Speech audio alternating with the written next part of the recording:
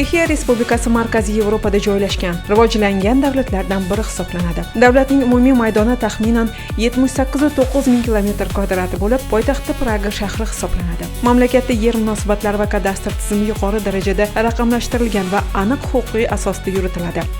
Chexiyada kadastr tizimi tarixi 19-asrga borib taqaladi. Avstriya-Vengriya imperiyasi davrida 1817-yilda yerlarni hisobga olish va soliq tizimini tartibga solish maqsadida kadastr ishlari boshlangan. Keyinchalik ushbu tizim takomillashtirilib, mustaqil Chexiya Respublikasida zamonaviy elektron kadastr tizimiga aylantirildi. Bugungi kunda Chexiyada kadastr ishlari tegishli tashkilot tomonidan boshqariladi. Ushbu tashkilot yer uchastkalari, binolar va mulk huquqlarini yagona elektron baza orqali ro'yxatdan o'tkazadi.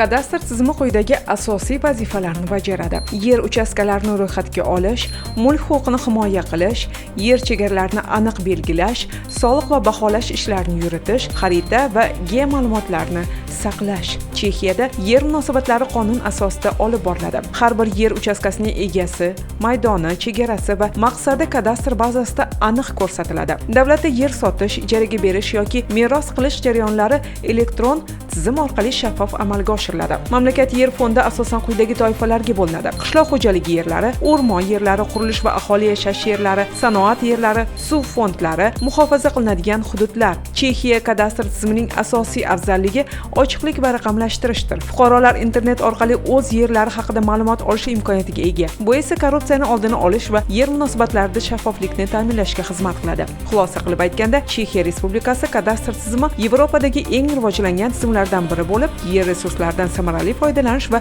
mulk huquqini ishonchli himoya qilishda muhim ahamiyat kasb etadi.